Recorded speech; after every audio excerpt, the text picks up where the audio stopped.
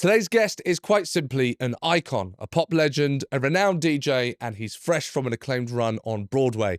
We get into his inherent rebelliousness, dealing with bullies and corporal punishment, being expelled, the influence of David Bowie, and how he got sacked from Tesco's to become the superstar we know today. Ladies and gentlemen, it's Boy George. George, well, first of all, thank you. But secondly, you thought you were doing a different podcast. I thought I was doing a dog podcast. I was like, whoop.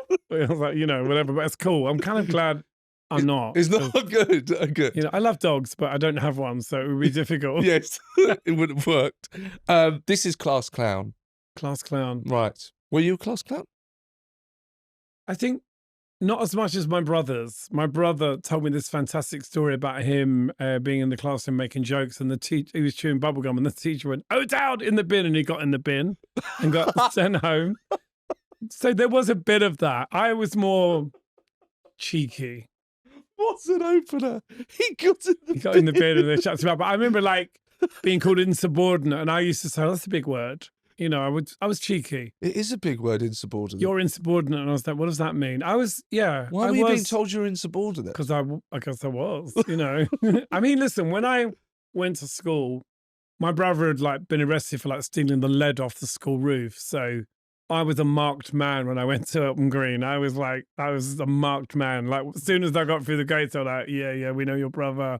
You were an O'Dowd. You're one of them. Right. Yeah. So it was, it was kind of from the beginning, it was just constantly being told.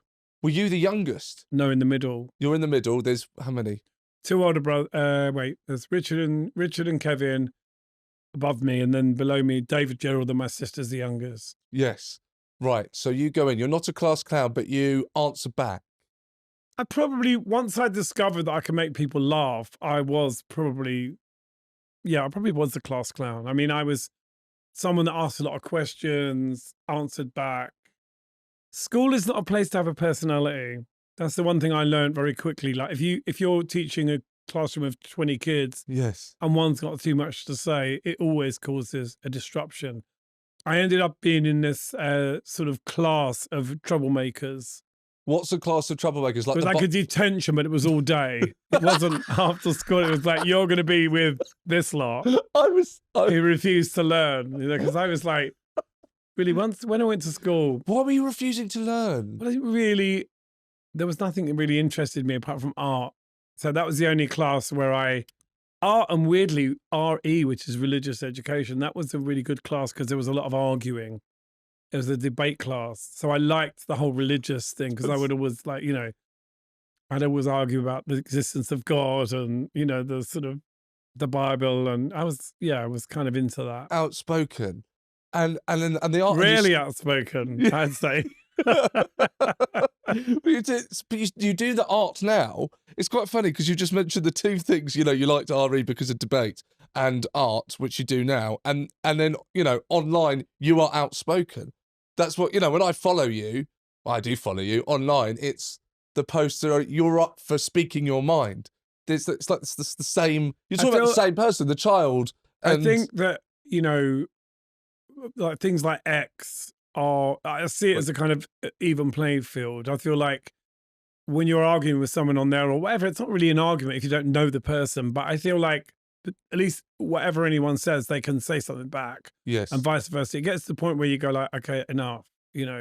I'm always being told by my publicist, my manager, enough. Why are you arguing with these people? Put your phone down, I just George. feel like that thing of having the last word is definitely, I think it's an O'Dowd trait. Right, that's an O'Dowd trait. And so was it like that at home? Oh, yeah.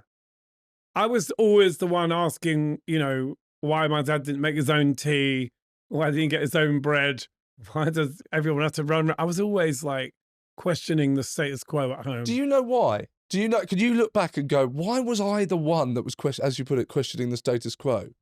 I think just because I knew it was wrong from when I was really young. I always knew that the way that my dad treated my mum was absolutely wrong. I knew that when I was a little kid. I was like, this is wrong.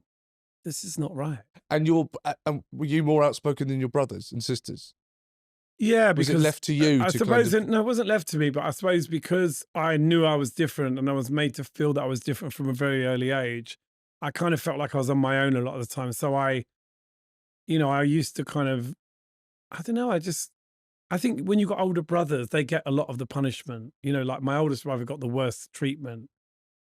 It's always the first kid that gets all the aggro, and then Right. it gets less and less, as the years go on. Do you think there's something in, because I'm just it's me and my younger brother, and I've never actually been that good at kind of, when someone says, oh, so you're the younger sibling, oh, well then that's why you're like this. I've never actually been quite good at kind of understanding that about myself.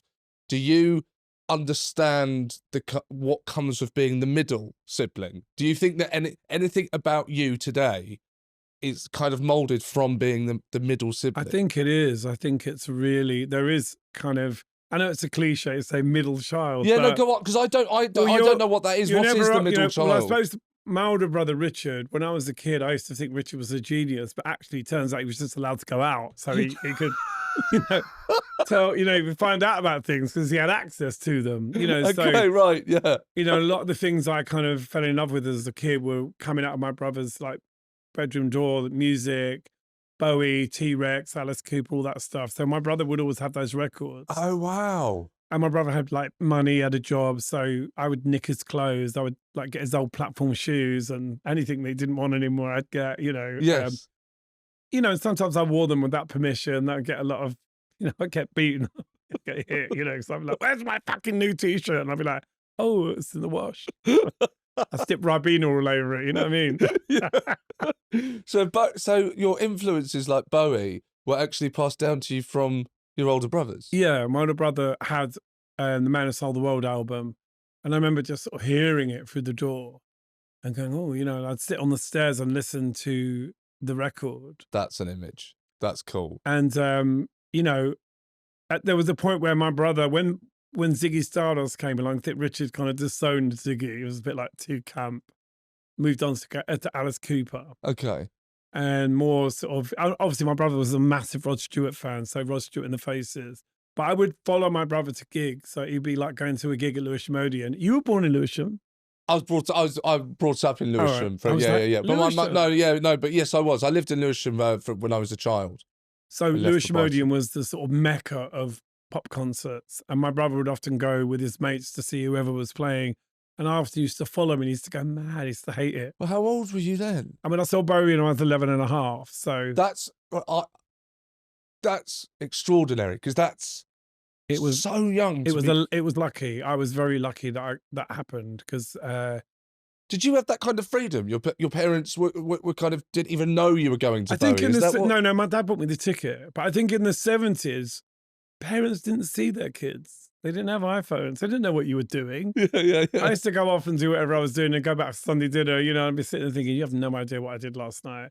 And I won't tell you. I mean, it was just, I was saying I'm going to go to Laura's and stay at Laura's. My friend Laura, I would always say I was staying at Laura's. And, that would be my reason to sneak off and do whatever I was doing. Yeah. So when you went to see Bowie, were you alone? Yeah, I went on my own. That's quite... Again, that's unique. What did it? Were you lonely? I wasn't lonely, but that's what I was going to say. I didn't know anybody. I didn't know anybody that wanted to go. Plus, I bought the ticket quite a long time before the gig, and it's just one of those things that on the day that I went to see Bowie, there was no one else had a ticket, so I was not going to not go. Do you know what I mean? Yeah, absolutely. So you were very independent from a young age. I still am. I think I still feel very much like I exist on my own a lot of the time. Like I'm separate from everything and everyone.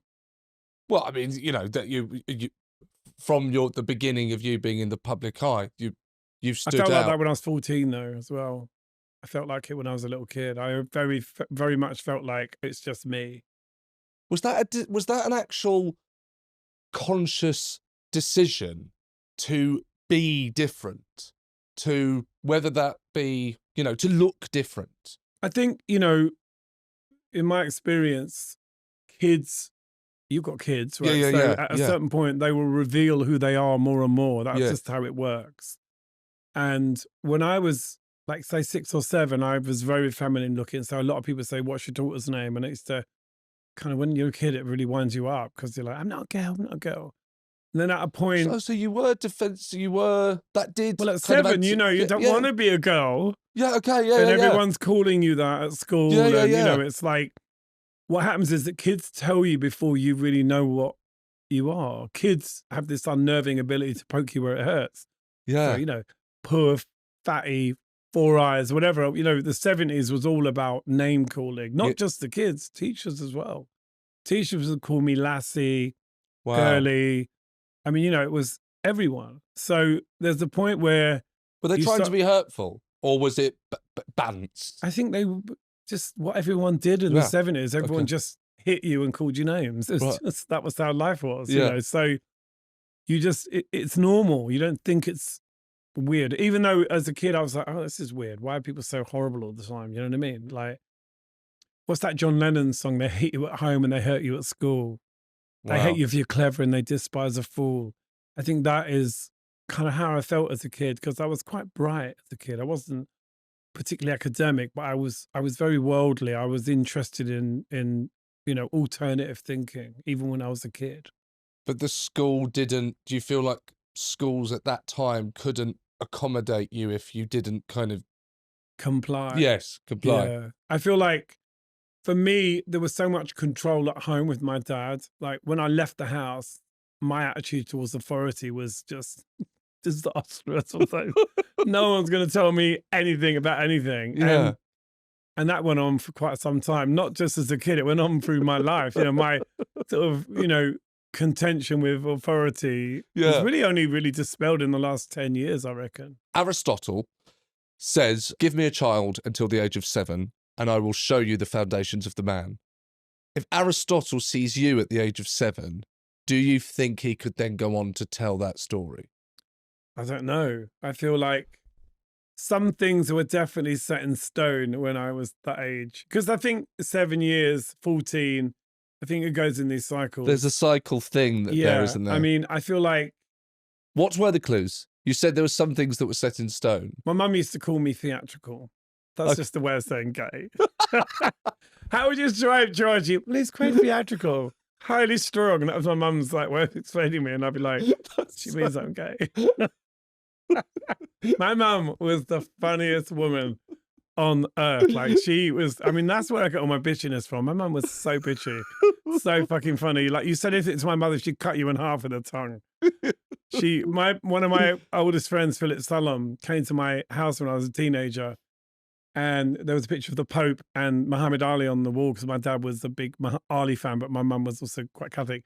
And Philip goes, is that a joke? And my mum was like, no, it ain't. And then he continued, and my mum said to him, don't swing around too fast, that big nose of yours, you'll take someone's eye out. And he was like, your mum's evil. My mum was very funny. That's where I get it from. That's good to know, that kind of being just outspoken. What's for dinner? Speaking your mind. Sheep, shite, holly, and ivy. You know, I should do a book of my mum's sayings. They were so fucking hilarious. That's fantastic. You should do a book of your mum's sayings. Okay, yes, that's great. And then so you think that the being theatrical part of it and highly strung. Yeah. But then there were other parts of you that developed after childhood. I think that what my mum used to say to me when I was like a kid was like, you know, you're too grown up. You ask too many questions. Wow. You know, and she always used to say to me, you make sense, which is really annoying, because I would say things. She'd be like, you're right, but that's just not how the world works, you know? Can you remember what... I know it's tough to put you on the spot. Can you remember like the kind of thing you would be saying? I know what you mean. Yeah, my dad used to, because my mum had a son. My oldest brother, Richard, is illegitimate. So he had another dad. Oh, right. I remember when I was a kid, my dad used to go on about my mum's skeletons in her closet. It was like a, you know, constant thing. And I remember when I was about 9 or something, saying to my mum, what does he mean by that? Because, you know, parents don't think you hear anything. They don't realise that you can hear them arguing. Yes, You know, in my case, when I come home from school, I knew if my mum was in a bad mood, even before I opened the door, there was this kind of feeling that you got when you got to the house. You could just feel it. It felt like it came through the walls. Because my mum and dad were both born on the same day. They met on their birthday. They're both Aquarians. They were so similar, but again, quite different, you know. And My mum was more like moody. If you upset her, she wouldn't speak to you. She'd be like, "Don't talk to me." I'd be like, "Mom, hit me. Smack me in the face. Don't ignore me." I was like, where's my dad? Just hit you. I was like, Job done. yeah. My dad just knocked you out. My dad was very strong, and scary. Did they get on around? I just, of course there were times when they got on. Of course, life isn't linear. Of course they got on at times. But, Yes. when they had 6 kids, it must have gone a bit. It must have been times where like, all right, I'm in the mood, So I feel like, I think it got to a point where I remember saying to my mum, "Do you love Dad?" And she was like, "I love him, but I don't like him much." Oh, when did you say that? When I was probably about 16, 17. It's like, "Do you love him?" She goes, "I love him all right, but I don't like him."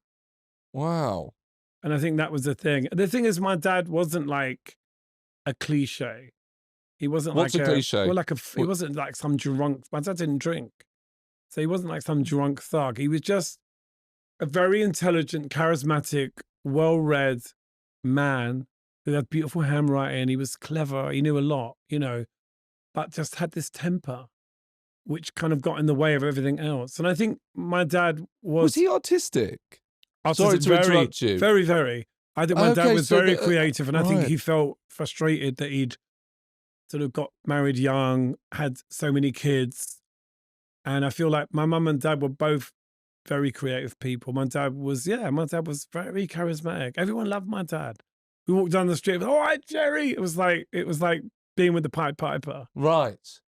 But nobody So knew what he was like behind closed doors. Not that he was awful, because he wasn't like it wasn't like he was premeditated. He waited around the door for you. It was just like, if he annoyed you annoyed him in the moment, everything went up in the air. Okay. Well, there was a temper, like you said. An unbelievable temper, which I definitely have inherited. Right. But, it doesn't exist anymore. Through things like meditation have helped you. Really more through like following the 3 principles, which is this thing that I've been doing for about 5 years. That's the thing that's really changed my life. Remind me what that is. 3 principles is mind, thought, and consciousness. It's really just about how you use your mind, like what you care about, what you get upset about. And I'd started it just before I went in the jungle, but I wasn't quite there when I was in the jungle. That's so no funny. Coffee and salt was like torture. But, For those that don't know, myself and George went on I'm a Celebrity, Get Me Out of Here, just in case you didn't know. But yeah, because I remember you talking about the 3 principles then. Yeah. Oh, by the way, you were convincing then. You didn't tell us that you didn't quite. Well, I wasn't quite there because Well, it sounded like you were. It's something that kind of keeps on unfolding. Okay. It's because, as I said, life is not linear. You're never going to think the same way. It's constantly in flux. All the time. And there's kind of like narratives about yourself that you hold on to if you're not careful.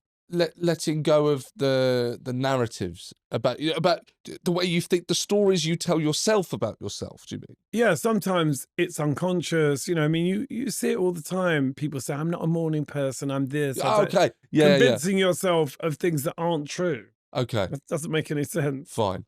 Being a Gemini, I know I know you're into the very much so. When was that about as a kid at all? No, I didn't really understand it. It's only later on that I started to go, "Oh, this is interesting." All right. And actually I had a really fantastic conversation. It wasn't really a conversation. Brian Cox, the scientist. Yeah. He said it's like a load of old rubbish, and he just totally cut me down. And I was like, "You're wrong. Typical Aries." I nicked that joke off Matt Lucas. I have to own up to that. Because I said to Matt once, "Are you at the Star Signs?" He goes, "Not really, but that's me, typical Aries," which that was fucking very hilarious. good. Yeah. Very good. When I think about how my head works now, I know that when I was like 14 or 15, some of the things I think now, I did think at that time, but I didn't really know how to explain them to myself. Yeah.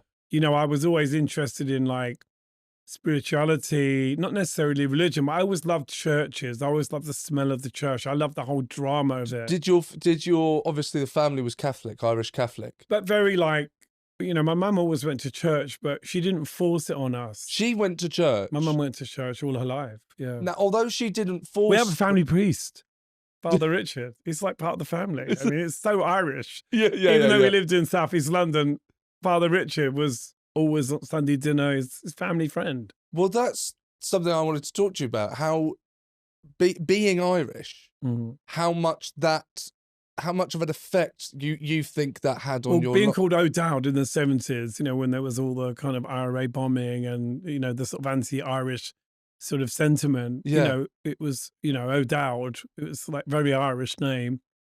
People used to kind of make comments all the time and, sort of... It's interesting, like, the fact that you were just Irish, again, that just puts you on the outside of things. I also think if you enjoy being different, the Irishness is another kind of, it feels like a badge of honor, because obviously, my dad's family were very, very, very Irish. So my auntie Kitty, there were people that we'd always go and see, and they were very Irish, black hair, green eyes, Yeah. and just very, just things that happen. Like, for example, I'm not even sure if I'm allowed to say this, but one of my uncles left home for 10 years, left his family for 10 years, maybe longer. And then one day just turned up and nobody said a word. Uncle Jim just appeared with a big glass of cider. And it was, but other people have told me stories quite similar. Like, oh yeah, that happened to me. Like, people have told me stories like, when I did my first book, Take It Like a Man, the amount of people that said, oh, your life's growing up was so much like mine, like anyone that was Anglo-Irish, and then one that had that kind of, English-Irish thing, were like, oh my God, your book was so like my childhood. Because do you think it made you feel different from everyone else? Well, I liked it. I liked being different. I kind of enjoyed it. And when did that start? Because you said, obviously, I think it was it 7? It might have been 7 when, people are going, oh, you look like a girl. And you didn't quite like it. Yeah, I didn't like it at all. When does that switch?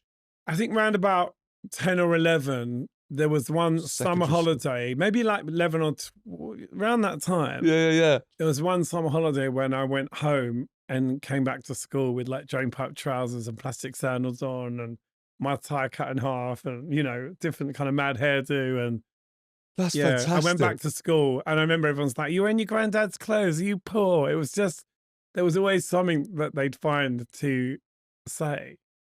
But at that point, I was like, no, I'm definitely going to embrace my difference. Even though I didn't sort of look at it in that such a clear intellectual way, I was like, I'm an outsider, so I might as well be one. But you were still conscious about that, about being an outsider. Yeah. So there's a kind of like, fuck it approach. Fuck it. I think embraced it. Yeah. I mean, I'm very lucky because I'm not one of those. A lot of my friends will say, did you wish you were straight? A lot of my friends are, oh yeah, I never really wished I was straight. Ever. I mean, I don't think it's superior or inferior. I just never, ever had an issue with it. I knew that other people had an issue with it because they called me names, but I never felt like this is wrong, it's a mistake. I always felt like it was what it was meant to be. So when you're going in that first day of the new year at school and you go in and, you've got the plastic sandals? Plastic sandals. Yeah. Drain pipe trousers from Oxfam. Yeah. Do you know you're gay then?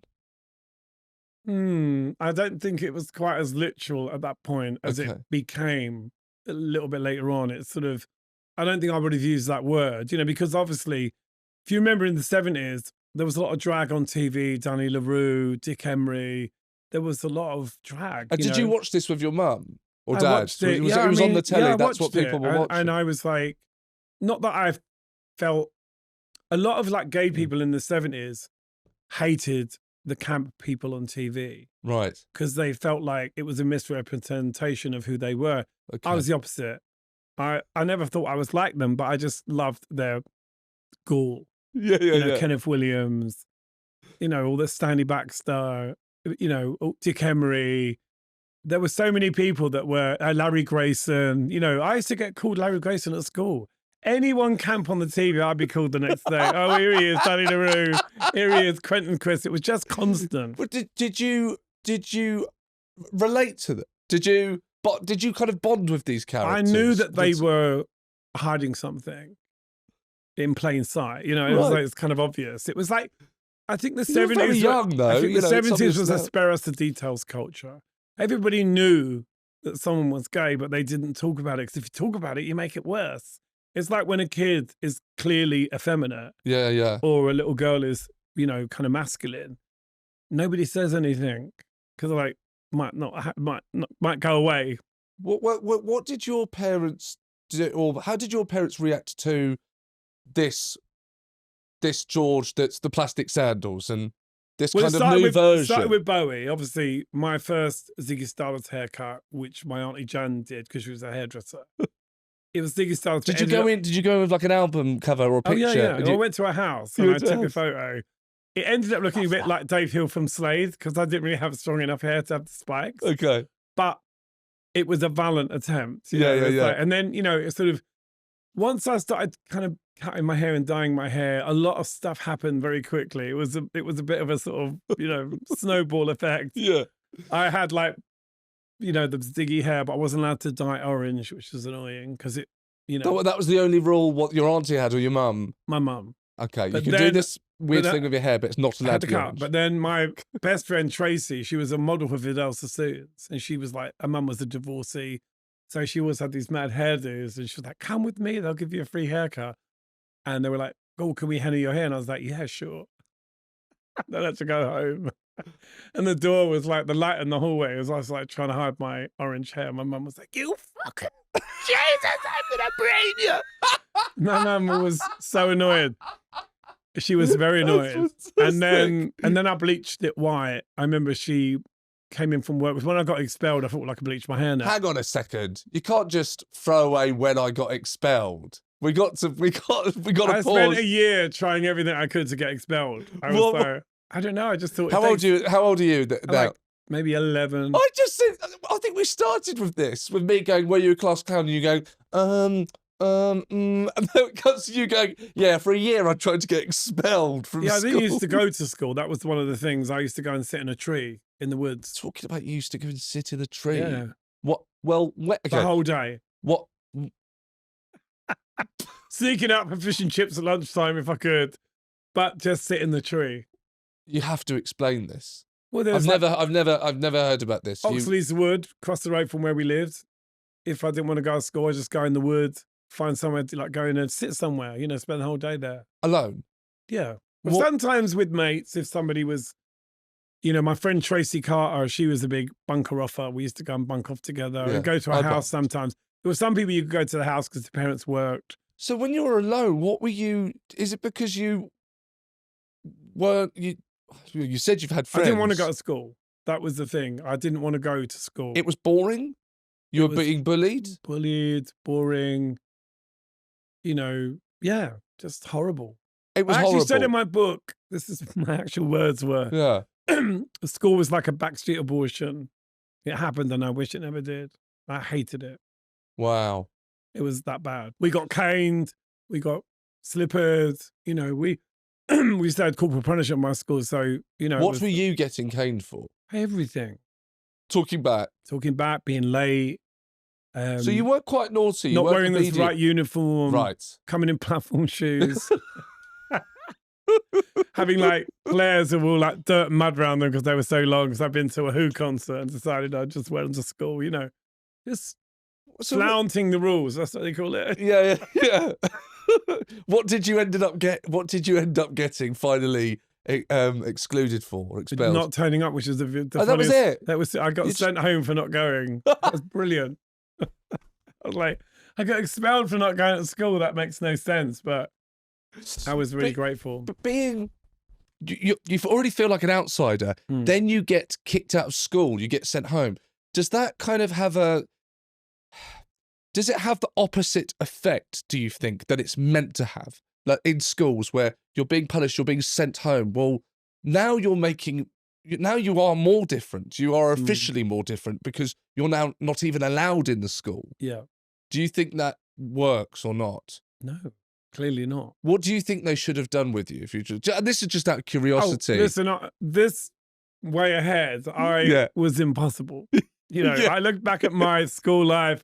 I look back at all my ex-relationships and I was difficult. I mean, I can't sit here and go, oh, it was all them. It was me, but it was facilitated by their kind of lack of interest in, you as a person. Like when I Yes. went to the education thing, they were like, what do you want to do? And I was like, I want to be a makeup artist. I want to work in theatre. And I'm like, get real. Yeah, they would. You're going to work in no idea. Tesco's. Yes, yeah. I was like, no, well, but they I did got that actually. wrong. I did work in Tesco. That's fantastic. I do work in Tesco's. Shelf filling, but I had tickets to go and see Patti Smith at the Roundhouse, and they told me I could have the day off, and then on the day they were like, you can't. So I just shoved the pallets over and left, and that was the end of my job at Tesco's. I went back on the Monday to try and get my wages. They wouldn't pay me. Can you officially forgive Tesco's? Oh, I'll still shop in there sometimes. I'm more of a Waitrose kind of person. Well done. Plug. Yeah. You made it. Waitrose and Partners. Waitrose and M&S, of course. Yes. Yeah. Very good. Good. I want to go back to the music and you going to these concerts on your own and listening to your brother playing the albums. Was music somewhere that you kind of found solace, or you found 1,000%. I mean, I shared a room like 4 brothers for quite a few years. Those rare moments when they would go out and I would have the record player to my own, I could turn the lights off. I put on very eclectic music. Even when I was a kid, I used to love Tom Jones. I used to love Irish, kind of rebel music. Was your mum playing that? My aunt had some of the albums, which I kind of nicked, the Freedom Fighters and all that, the Wearing of the Green, My Only Son was shot in Dublin. I grew up with, and Kevin Barry, obviously, was the big song for me when I was a kid. And that my uncle was part of Kevin Barry's, the Forgotten 10. So my uncle, Thomas Bryan, was hung with Kevin Barry in 1921 in Ireland without a trial by the British. So growing up, I kind of knew about our connection to the freedom fighters and all of that. Yes. So I used to play their songs out the window. They weren't meant to be played. I remember I was told as a kid they were banned, so I would open the window and play them out the window with my punk records. And I remember actually I bought this record by Tom Robinson called "Sing If You're Glad to Be Gay." Do you remember that? No. You're too young. It was a hit. It was so funny. I was listening to Culture Club when I was a kid. I bought this 45 and I used to play it out the window in Eltham. Sing if you're glad to be gay. Sing if you're happy that way. Can you believe we're still having these fucking conversations all these years later? I saw Bowie in 1972 and I thought the world had changed forever. Yeah, right. You know what I mean? It certainly was my experience of, and interestingly, if you go back to that period, Mark Bolan, David Bowie, Steve Harley, they were all straight guys wearing makeup. So isn't it ironic that my biggest influences in terms of my queerness was straight guys? Like pretending to be a bit gay. But I kind of feel like everyone's acting all the time. I think everything is an act. Everyone's acting all the time. You in particular. What? Hang on. That's just turned on me. No, but you are very in that. You're good at that. Oh, thank you. Yeah, it is. Okay. Thank you. Good. Yeah, that wasn't an insult. It was a compliment. No, good. But the music, because you mentioned being, you didn't say you were lonely, but there were times where you're alone, and you're in the tree. It's quite. I mean, it's certainly a lonely image. Yeah, being in the tree alone, and especially when you couple that with bullying and whatnot. Was music, what I suppose I'm getting at was music somewhere where you suddenly felt understood? Was the work like school, didn't want to go, you hated 1,000%. I remember the first time I heard After All by David Bowie. That was the song I heard through the door of my brother's bedroom. Yeah. They're painting their faces and dressing in thoughts from the skies. It was like, he's talking to me, he gets me, he understands me. It's amazing. That's who I am. So, it was definitely through like Bowie's music. There's a song on Ziggy Stardust where he says, a cop knelt and kissed the feet of a priest and a queer threw up at the sight of that. Hearing that word in a song when I was like 11 was like, what the fuck, did he just say queer? Wow, because I got called that at school. So it was like, it's very ironic in a way that David Bowie, a straight man, yes, was such an influence on, the direction I took. Not only as a musician, but also in terms of my identity as well. Yeah. And so was it from that point on with the music that you then just kind of dived into dressing up. Yeah, I mean, listen, Bowie obviously was, Ziggy Stardust was, you know, such an outrageous kind of character, Yeah. what he wore. It was very androgynous. It was very alien-like. You know, I remember seeing Bowie and thinking, oh, it's, you know, there was a kind of weird sexuality to it, but it wasn't like a hammer on the head type thing. It was very, I just thought he was very ethereal. You know, I think the magic of Bowie, particularly at that time, was he was very well read. He was interested in a lot of things. So his kind of narrative was a wide landscape. He sung about many things. I found out about Bob Dylan through Bowie, Kahlil Gibran, the, you know, Muslim poet, Lou Reed. There were so many things I found out through listening to Bowie records, Andy Warhol, because he sung about those things in his songs. And what you're a teenager at this point when Well, you're I'm discovering... 11, 12. Yeah, oh God, you're right. It's so secondary school, it's so young. When is that? Is there even at 11 and 12? Is there? Has there been a thought at this point of, I could do this? When does that? Do you know what? Because people say to me, I was talking about this in the car, because people say to me all the time, I met you when you were 18, you were telling me you were going to be famous. I don't remember being that person. I don't remember writing lists or planning anything. I feel like There was no 5-year goal. I feel I fell into everything. It was all accidental. You know, I met certain people and I was like, oh, he's in a band. Oh, maybe I should do that. You know, it was always like, you know, influenced by other people. Like, oh, he's in a band. He can't sing. You know, but at that point, I thought everyone was rubbish. So like everything, that's so nice. Man, they're barely rubbish. Sade rubbish are never going to get anywhere. I was so opposed to anyone having a career other than myself.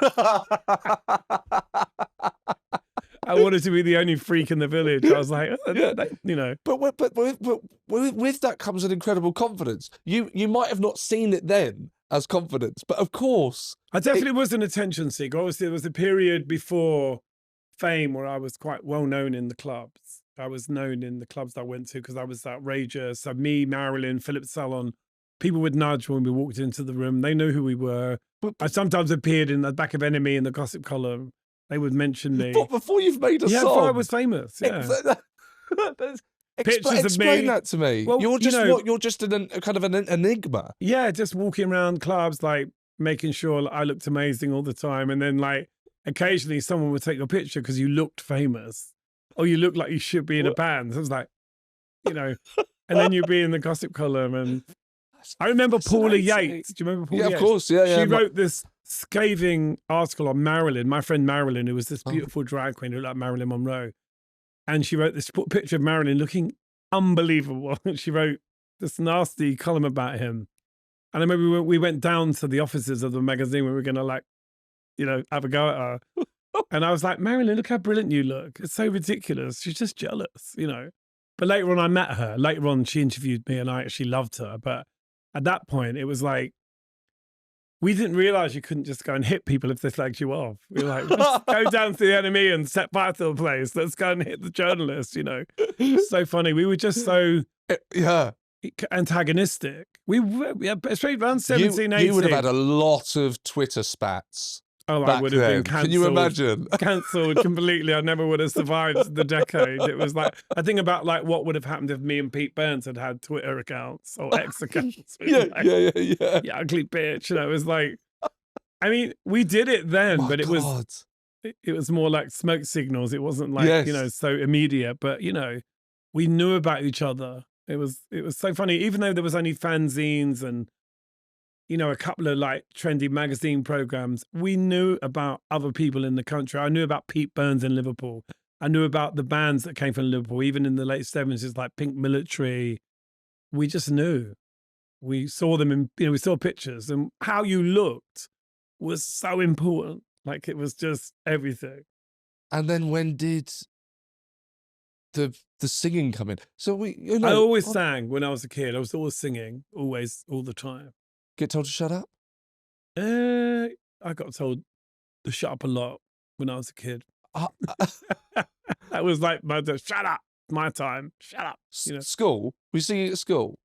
Where would you have been singing at school? I think singing less, when I went to try and learn music at school, So that lasted 5 minutes because I didn't want to learn Green Sleeves. I wanted to learn Get It On by T-Rex. I wasn't interested in singing Green Sleeves. But so you hang on, but no, so you did. I get that, and I hear you. I tried. And you did. So at secondary school, you were like, oh, I love music. Maybe I'll try that. But then it was too. I wanted to learn guitar, but they wanted me to learn Green Sleeves, and I was like, no, ain't gonna work. That's fantastic. Yeah. I went to Sylvia Young Drama School when I was born actor. But a similar thing to you. We were made to jump up and down like frogs. And I remember jumping up and down like a frog and thinking, I wanted to be Alan Rickman in Robin Hood, Prince of Thieves. What's this about? I just kind of relate to that. Although, in hindsight, because later on, I was wrong. Later on, I took acting lessons about 6 years ago, and actually, this time around, I just did everything that I was asked to do. Absolutely.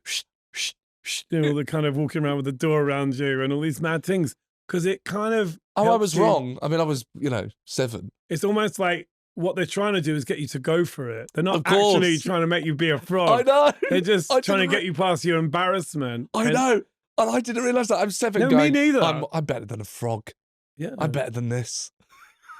So it's interesting, the way you play it out on your head. I'm not going to do that.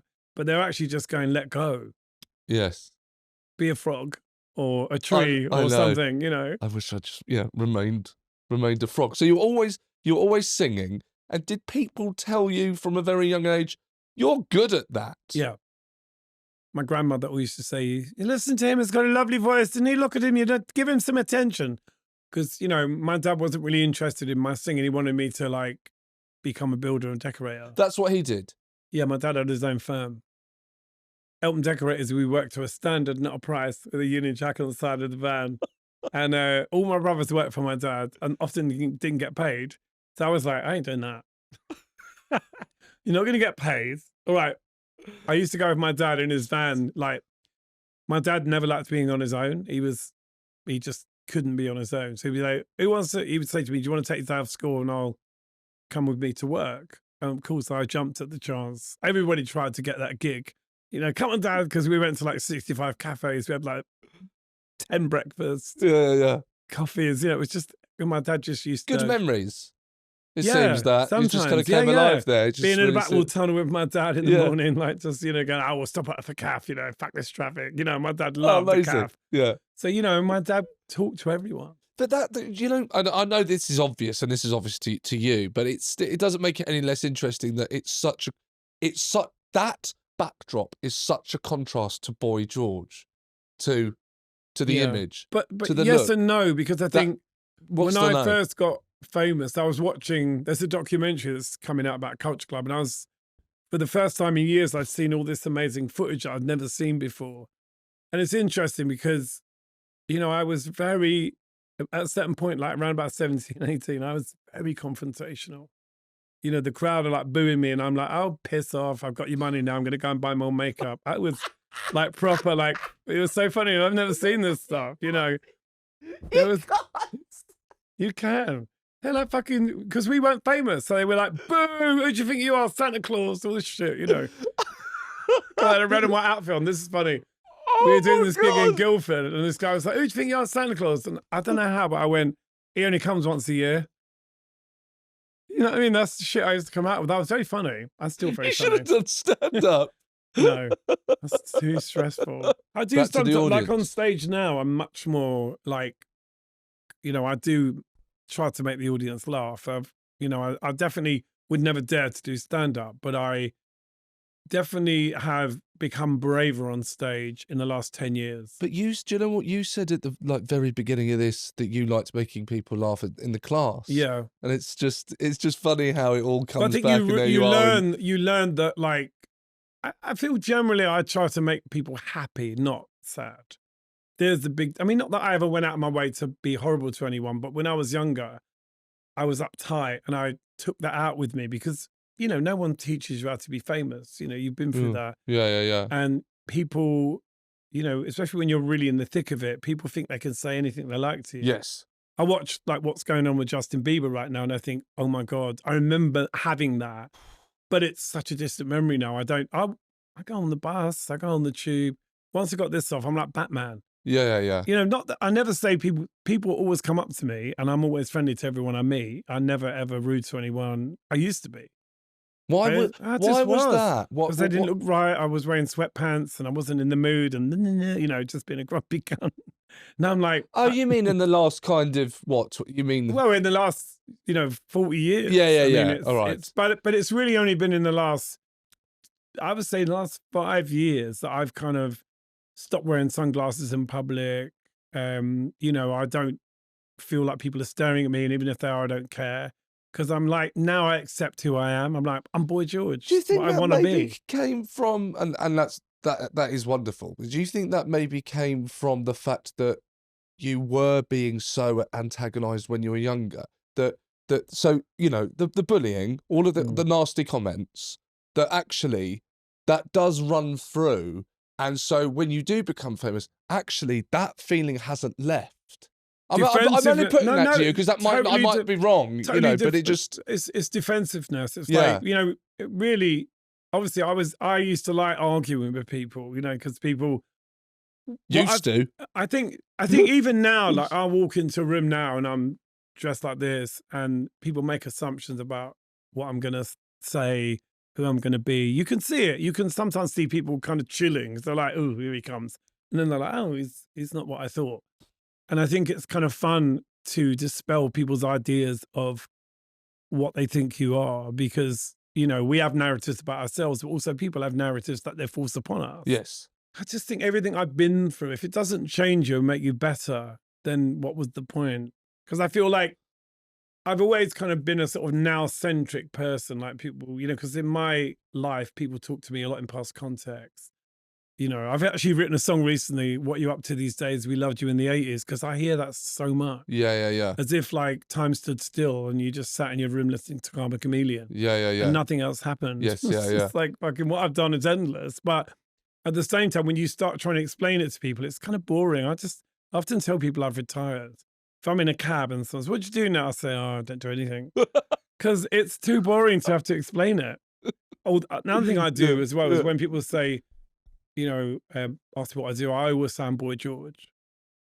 Just straight away. It's just not because I don't want to talk to them, but because I don't want to do that whole like, oh, what do you do? I do music. Does that actually mean anything to you? That answer, as opposed to being being deflective, what does it mean? I kind of like being Boy George now. I didn't used to, but I thought, what does it mean anyway? I'm just a person. Yeah. I wish everybody would realize everyone is just a person, including the king, everyone. But Yeah. That's what I'm talking about, acting. Like people are just acting all the time and they sort of forget that they're just another person that shits and pisses. Yes. They're not special. Only if they are special and they act special. Right. When was Boy George kind of born? About 1980. I was like 19. I was about 19, yeah. So I was Was it a moment? I like Chaplin finding his cane or Batman? I started to think about being in a band. And obviously we were really heavily influenced by reggae. And there was a lot of Why did you want to be in a band? I just want to get to that. What's the transition for? It's all about, the look and people recognize me to actually, I'm going to make the jump from this scene I knew I had to do something. Yeah. I thought I can't just walk around the clubs for the next 10 years. So I better get a job. And everyone I knew was in bands. And I was like, well, maybe I should do that. So, it was, I don't think it was quite as, people say, oh, I was desperate to be famous. Yeah. I was a bit like, I don't know, at that point, I just wanted a boyfriend. I know that sounds really stupid now when I think back of it. No, not stupid. It's and if he was in a band, though, even better. Like if he could play drums or he was like a guitarist, it was really about wanting to be in a relationship. That is very surprising because I think if I had to make a guess, and I've not, but if I had to presume, I would have presumed that it's almost like a Hollywood story. No. That there you are in the tree on your own. The truth is you just went, all right, we'll try a band. Really? I really mean that. It was kind of like everything I do in my life. I don't read the manual. If I can't make the camera work without reading the manual, I'll just throw it away. I'm very like, I can do a lot of things instinctively. My mum was like that. Okay. My mum could like brick a wall, put wallpaper up. She was very creative and handy, Yes. which is quite an Aquarian trait. They're quite good at everything. Okay. but they do things in their own way. So there was always a way my mum did everything, you know, it was her way and you were wrong, you know. So Right. Yes, that does sound I probably like, have a little bit. Yeah. Yeah. I see. I feel like, you know, when I was about 19, I was listening to a lot of reggae music, and there was lots of artists like, you know, King Tubby, or there was this one with everyone had these like sort of added bits on, like Papa this, or, you know, General this. And I was like, oh, well, I call myself Boy. Because all the reggae rappers like, boy. I used to hear that a lot. Boy, yeah, and all that stuff. I was like, I'm going to call myself Boy. And because everyone used to say, well, what's the girl called? And I'd be like, I'm not a girl. So it continued when we were doing our photo shoots. John would take our music to record companies and go, oh, the girl's pretty. What's her name? And John was like, it's not a girl. Boy, it's literally. It's a geezer. It's literally Boy George. So it was kind of like, it was like funny. I thought it was funny to call myself Boy because I went out of my way to look like a girl. Yeah. I thought it was quite funny and also around that time, I remember like, you know, because obviously I don't think I was like the 70s stars where I just dressed up the stage. It was all the time. Yes. And I put a lot of importance on that. Like, I always look like this. That was a big thing for me. Like, I wasn't just dressing up for the stage. It wasn't like a stage costume. It was like, I think when people met me, they realized quite quickly that it wasn't a stage costume, and it really freaked them out. I'd go for radio interviews, like when we first had a hit, and they'd be like, ooh, they'd be like really intimidated. Why were you doing that? Because I just wanted to, because it was a natural thing for me to do. Did it feel like, by the way, this isn't this is just a question. It's not me. Let me not answer me, this. yeah. A little kid, a couple of years ago, I used to get a lot of kids at bus stops going, Mummy, look, that funny lady. That was the real thing when I was growing up, punk rocker. I remember this kid said to me a couple of years ago, why are you wearing makeup? And I was like, because it makes me pretty. And they just walked off. Because that's all they needed to know. I mean, why does anyone do anything? Because they want to. I might there's try no it. big, but do you know what I mean? Why'd you do that? So, well, because I want to. I did try it once. Makeup. I bit the kind of full shebang and went clubbing, and it just didn't. I remember you told me that. Yeah, it just didn't go down very well. No, because I think when you're faking it, it's kind of I think I was obvious. faking it, To everyone. It's like, really, you know. I mean, the thing is, these days, Is that what they were doing? Really? But these days, you know, you can kind of almost be anything you want. I mean, Yes. it's all, none of it's real. Yeah. You know what I mean? It's Yes. like when I was like 17, I called myself a punk, or I called myself a glam rocker, or I called myself a, you know, new romantic. But underneath it all, I didn't really ever believe in the clothes. I thought they're just clothes. It's just clothes. It doesn't mean anything. But they definitely did something, I think. They definitely... Well, I think it liberates other people. It like makes people feel, it also annoys people. And it's a weird one because on one hand, you're doing what you want to do. You just like hats and you like scarves. You know, just my mum had things that I like that. Yeah. It's like, why? I don't know, I just like it. You know, maybe seeing Bowie in a floppy big hat in the 70s. I was like, oh, I'm going to wear a hat. It's cool. My friend's mum called my mum. She goes, have you seen what your son's wearing? And I was like, yeah, he left the house in it. But my mum didn't think it would last. She was like, he'll grow out of it. Phase. He's going to grow out of it. He's going to get over this. It's just a thing. But as it, you know, got more and more extreme, I was like, you know, backcombing my hair in the kitchen and like, wearing, you know, trying to nick my dad's paint overalls. That was a big, can I have that? And he's like, why? And I said, I want to wear it out to a club because it's covered in paint. And you couldn't get it like the real thing. It was like authentic Jackson Pollock shit, you know. So eventually I think my parents were like, oh, okay, this is not going to stop. And then like, you know, I bring back like photo albums with cuttings of me in this magazine and that magazine. I was on a couple of covers of magazines in Germany just because of the way I looked. And my parents were like, why are they taking your photo? What do you do? And I was like, I just am. I just am. So at that point, there was no ambition really. I wasn't like, oh, what am I going to do? I worked in a shop in Carnaby Street. And that was the beginning of me going, oh, maybe I'll get involved in clothes. You know, I kind of had that instinct for always fashion. Creative. It's always I say fashion for the fragile, style for the brave. So I was never really interested in fashion, as in like, let me buy a really expensive handbag with some designer's name on it. I was always a bit like, even when I could afford it, I was like, why should I advertise their things for nothing? They should pay me. I still feel like that. You know, I mean, obviously, listen, I love all clothes. Yes, yeah. But you'd be surprised how much I don't care about clothes, even though people think I'm obsessed with clothes. Yeah. You know, I'm not. All right. Now, before I let you go, and I'm going to let you go, there's just something I want to pick up on. And you said that you just want to make people happy. Well, I think I want to make myself happy primarily. Yeah. I feel like I've got a new album coming out in a couple of weeks, and the opening. There's the plug. Well, it's great. I should tell you about it. But the opening track's called, tell me about it. It's called "Be Good to Yourself," and it really is just be good to yourself, then be good to the others. Because when you start treating yourself with more love and respect, it naturally follows that you're going to treat other people kinda. You know, and it's just weird how different things are now because of my attitude change. Like when I came out of Pasha last week, it's like coaches full of like people from Newcastle, and they were like grabbing me, and I was having such a laugh because I've just changed my frequency. I'm not uptight. You know, I'm not like I'm just not uptight anymore. Do you? I don't want to use the phrase like have you had to do work on yourself, but you'll know what I mean by this. To grow from who you used to be when you were a teenager. So let me say, by following the 3 principles, that sped up the process. Okay. You know, it was like, once I started practicing it, I was like, oh my God, I could have done this 20 years ago. You know, because. Do you wish you had? Yeah. Kinda, yeah. I feel like I wish I had, but the 3 principles isn't something you learn, you already know it. So it's not like learning to meditate or, you know, align your chakras. It's your innate understanding of how you should really be thinking about things. And, you know, you just learn that, particularly in a relationship, if you always meet someone in the same way every time you meet them, you're always going to get what you always get. So, you know, the idea that no one has to change for you to be happy. You have to change to make yourself happy. And, you know, I think the more you invest in your own personal joy, the more you stop noticing how everyone's so uptight. Yes. Go in a shop and people are grumpy. Go and get a coffee and people are grumpy. And like, Jesus Christ, this is not a rehearsal. I feel like it's waking up to your own kind of, you know, sense of humor.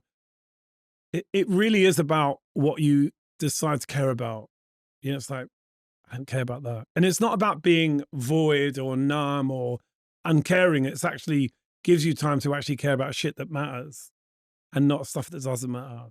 But do you think that your childhood and your upbringing meant that later on in life you had to kind of find the 3 principles?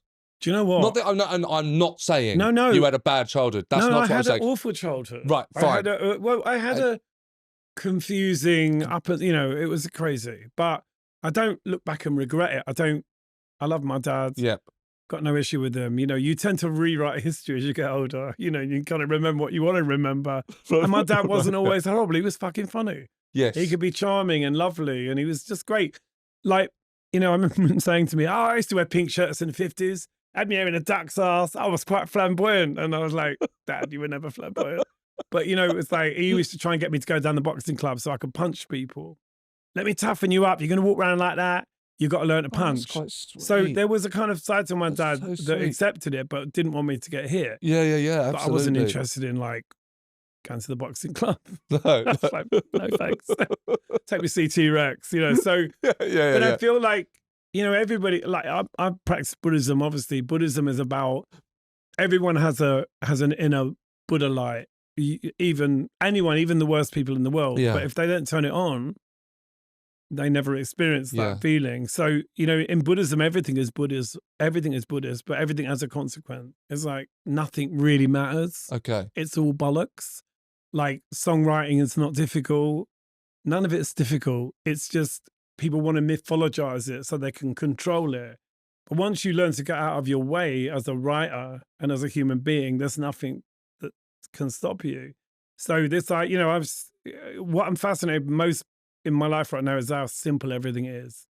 How when you pull it apart, it is so simple and people think it's so extreme. No, I often say the only thing that's rocket science is rocket science. Everything else is explainable. You know, the world, as a creative person, there's like this massive pantry that you can go into and take anything you want. Mm-hmm. And it's endless and it goes on and on and on, but it all exists. You didn't create it.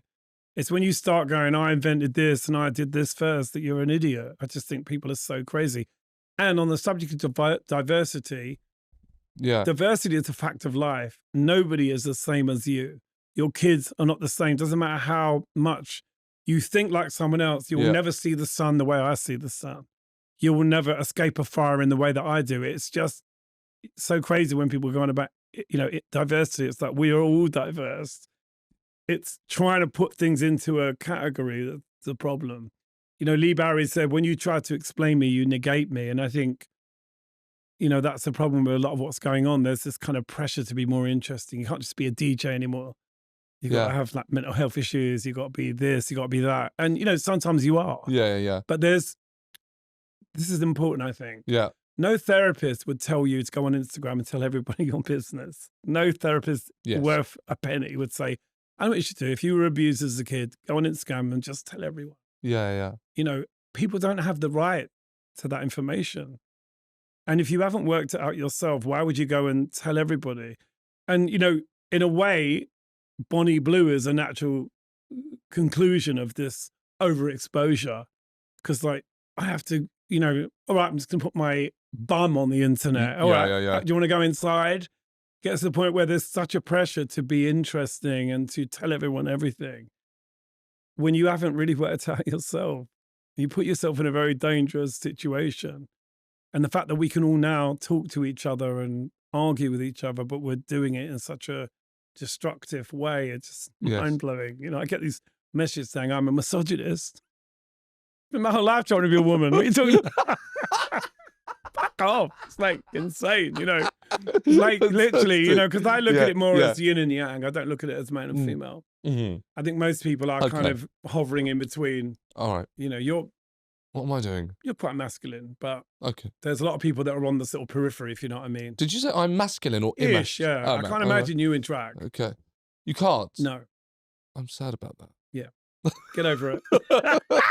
Now, to anyone listening that has perhaps really connected with the young boy George who's at school having a tough time, not enjoying it, there's someone that's gone through all of that, come out the other side, what would your advice to them be? Ooh, I know, it's that's a tough one. Really tough question. You don't have to. No, I think it's a great question because when you're 16 or 14, who would get through to you?